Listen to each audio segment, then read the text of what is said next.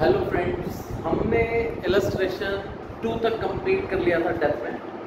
तो हल्का सा लास्ट वीडियो में इलस्ट्रेशन 2 का एंड का पार्ट रिकॉर्ड नहीं हो पाया क्योंकि स्पेस फुल हो गया था, लेकिन वो आप मैनेज कर लोगे।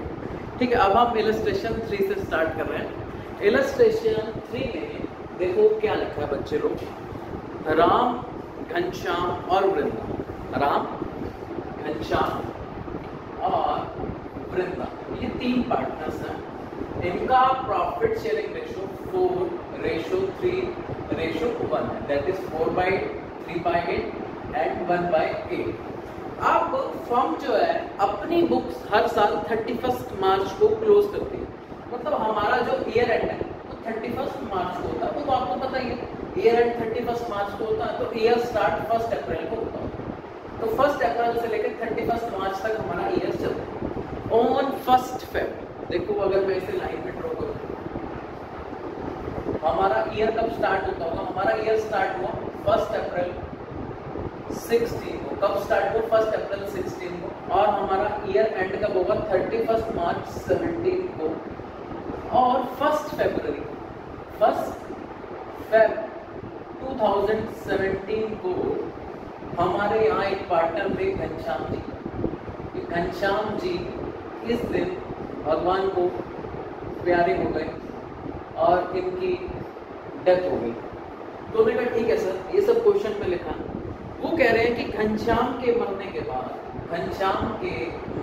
बाद जो न्यू रेशो है राम और वृंदा का, वो इक्वल है। ठीक है, हमने यहाँ तक क्वेश्चन को पढ़ा है, सिर्फ रीड करा, कोई समझने की बात नहीं। ये रेशो था, ये हमारा साल है। 1 फेब को घनश्याम की डेथ हो गई और घनश्याम के जाने के बाद राम और वृंदा का रेशो, ये गिवन है क्वेश्चन। अब बात आई काम की। डीड के हिसाब से the partnership deed provide for the following. Partnership deed ने ये प्रोवाइड करा है कि अगर किसी पार्टनर की डेथ होती है तो ए पॉइंट में क्या लिखा, जो उसका गुडविल का शेयर है, half of the profit credited to his account.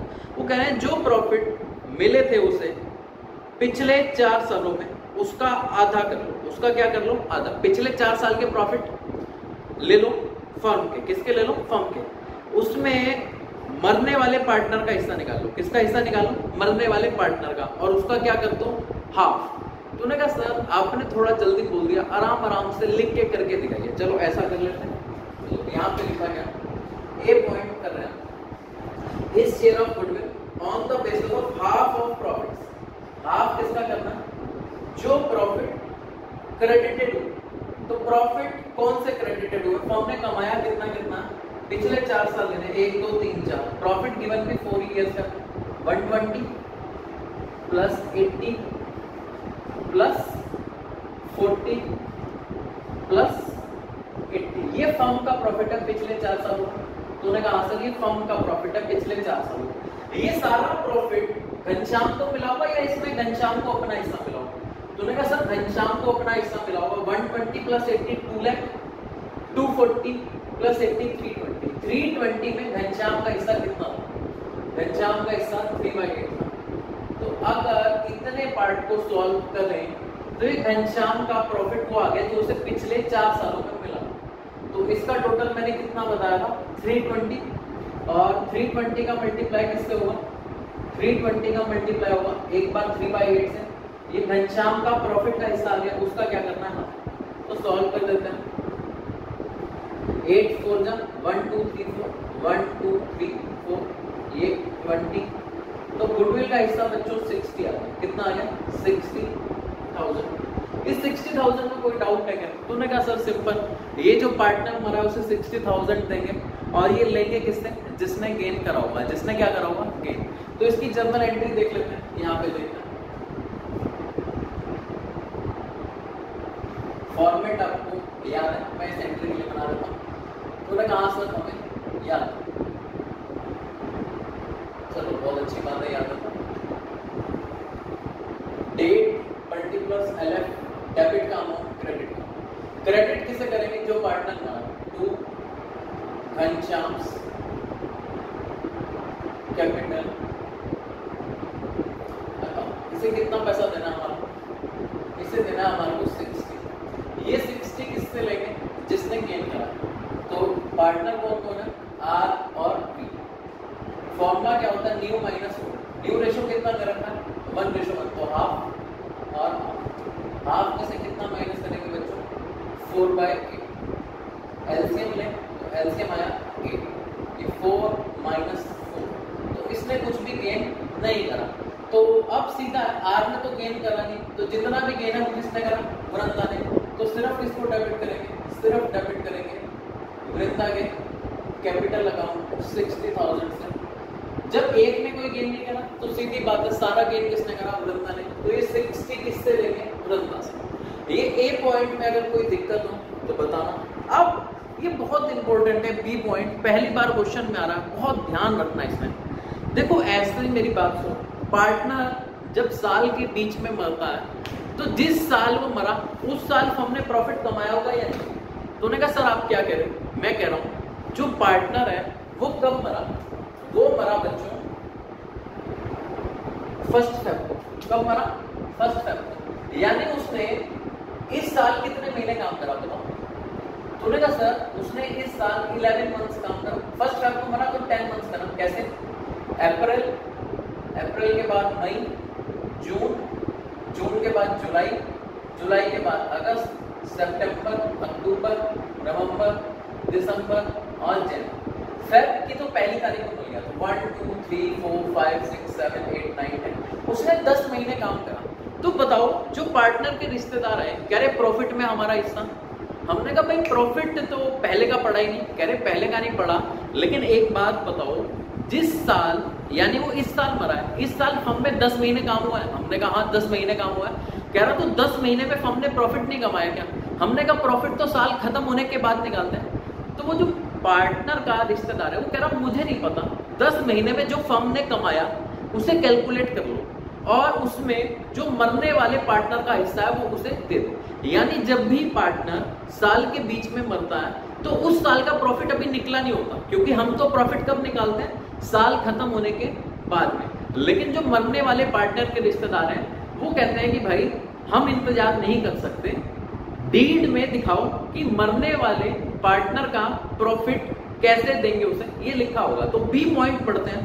B point में लिखा है his share of profit. His किसके लिए? मरने वाले पार्टनर के लिए। इन ईयर ऑफ हिज डेथ। वो कह रहा है जो पार्टनर का प्रॉफिट है डेथ वाले साल का वो कंप्यूट माने कैलकुलेट होगा on the basis of profit of past 2 year. वो कह रहा है पिछले 2 साल के प्रॉफिट का एवरेज कर लो। पिछले 2 साल के प्रॉफिट का क्या कर लो?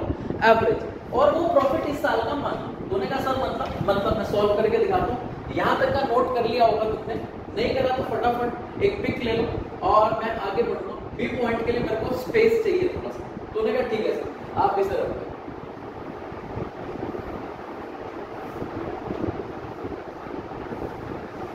देखो जी वो कह रहे हैं कि जो मरने वाले पार्टनर का प्रॉफिट है इस साल का, calculation of profit of calculation of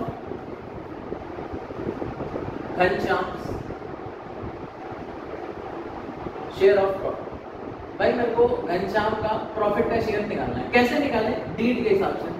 deed में क्या लिखा है? वो कह रहा है जिस साल पार्टनर मरा उस साल का प्रॉफिट नहीं निकला तो अंदाजे से निकाल लो। वो अंदाजा मर्जी का नहीं है, डीड में लिखा होना चाहिए। डीड में क्या लिखा है? पिछले 2 साल का प्रॉफिट ले लो। पिछले 2 साल का क्या लो? प्रॉफिट। तो पिछले 2 साल का प्रॉफिट गिवन है या नहीं? तो उन्होंने कहा हाँ सर पिछले 2 साल का प्रॉफिट गिवन है 80 और 40। तो पिछले 2 साल का प्रॉफिट कितना? 80 और 40। उसका क्या कर लो बच्चों?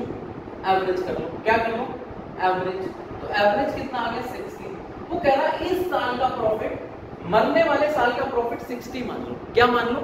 60 मान लो। तो जिस साल पार्टनर मरा उस साल का प्रॉफिट कितना होगा? 60। अच्छा मेरे को सोच के बताओ ये 60 किसका प्रॉफिट होगा? तो उन्होंने कहा सर ये फर्म का प्रॉफिट होगा 60। ये प्रॉफिट अंदाजे से निकाला है, असली नहीं। तो उन्होंने कहा ठीक है। तो मरने वाले साल में फर्म का प्रॉफिट कितना? 60। अब 60 जो है ये तो फर्म का है ना, तो पार्टनर को कितना मिलेगा? 60 या 60 का 3/8? तो उन्होंने कहा सर 3/8 मिलेगा। कितना मिलेगा? 60 का 3/8, क्योंकि 60 तो फर्म का और मरने वाले पार्टनर का हिस्सा कितना? 3/8। तो उसे मिलेगा कितना? 60 का 3/8। लेकिन बात ध्यान रखना जब भी प्रॉफिट का कैलकुलेशन करते हैं ना, जिस साल पार्टनर मरा उसका जब प्रॉफिट का कैलकुलेशन करते हैं तो टाइम इफेक्ट लेते हैं। तो मैंने कहा सर टाइम इफेक्ट क्यों? क्योंकि बेटा प्रॉफिट ये जो 60 है ना, ये पूरे 12 महीने का, ये कितने महीने का? 12 महीने का। प्रॉफिट में ही सिर्फ टाइम इफेक्ट लेना।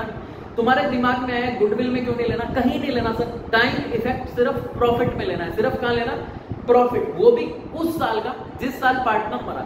अगर पुराने सालों का प्रॉफिट है तो टाइम इफेक्ट नहीं आएगा, लेकिन जिस साल पार्टनर का डेथ हुआ है अगर उस साल का प्रॉफिट निकाल रहे हैं तो उसमें टाइम इफेक्ट आता है। क्या होता है? Time effect. क्योंकि ये 12 मंथ्स का प्रॉफिट है। कितने मंथ्स का प्रॉफिट है? 12। मेरे को पार्टनर कितने साल जिया? पार्टनर जिया इस साल 10 महीने। कितने महीने जिए? 10 महीने। तो उसने फॉर्म में कितने महीने काम करा? 10। और साल में महीने कितने होते हैं? 12। तो ये जो 10/12 है ये किसकी वजह से आया? Time effect. तो मैंने कहा सर टाइम इफेक्ट कब लेना? सिर्फ जिस ईयर में पार्टनर की डेथ हुई उस साल के प्रॉफिट के लिए टाइम इफेक्ट लेना। क्योंकि ये 60 12 मंथ का, मैंने इसे 10 मंथ में कन्वर्ट कर दिया। ये मरने वाले पार्टनर का प्रॉफिट का हिस्सा, ये मरने वाले पार्टनर का प्रॉफिट का हिस्सा। इसे अगर हम सॉल्व करेंगे तो बच्चों ये 18,750 आ जाएगा। आप सॉल्व कर लेना 18750। इसके अंदर कोई डाउट है तो बताओ। तूने कहा सर ये किसको देंगे? बच्चे ये मरने वाले पार्टनर को देंगे। तो जर्नल एंट्री क्या होगी? जर्नल एंट्री में ये घनश्याम को तो क्रेडिट करेंगे। किसको क्रेडिट करेंगे? घनश्याम को। कितने से? 18750 से। अब चेक करेंगे न्यू रेशियो गिवन है या नहीं। तूने कहा हाँ सर न्यू रेशियो तो गिवन है क्योंकि हमने गुडविल सॉल्व कर ली। बच्चों अगर न्यू रेशियो गिवन है तो गेनिंग पार्टनर को डेबिट करेंगे।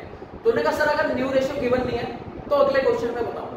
इस क्वेश्चन में न्यू रेशियो गिवन है तो न्यू रेशियो जब गिवन होती है तो ये गेनिंग पार्टनर से ले लिया जाएगा। तो इस क्वेश्चन में गेनिंग पार्टनर कौन है? इस क्वेश्चन में बच्चों गेनिंग पार्टनर वृंदा है। गेनिंग पार्टनर कौन है? वृंदा। तो वृंदा को डेबिट कर दिया जाएगा, इसे प्रॉफिट दिया जाएगा, लेकिन इसके हिस्से का प्रॉफिट बाद में किसको मिलेगा? वृंदा को। तो वृंदा से ले लिया जाएगा। तो मैंने कहा सब सिंपल ये है, जो पार्टनर करो उसे क्रेडिट करो। अगर न्यू रेशियो गिवन है तो चेक करो हाँ न्यू रेशियो गिवन है तो जिस पार्टनर ने गेन करा है उसको क्या करता हूँ? डेबिट। तो ये इलस्ट्रेशन 3 हो गया कंप्लीट। तो मैंने कहा सर हम इसे कॉपी कर लेते हैं। चलो कॉपी कर लो, वीडियो थोड़ा सा लंबा हो गया। इलस्ट्रेशन 4 नेक्स्ट पार्ट में करते हैं। ओके बच्चों, bye bye, see you soon. तो मैंने कहा सर आप दिखाई क्यों नहीं दे रहे? अब मैं अगले वीडियो में दिखाई दूंगा बच्चों तुम्हारे।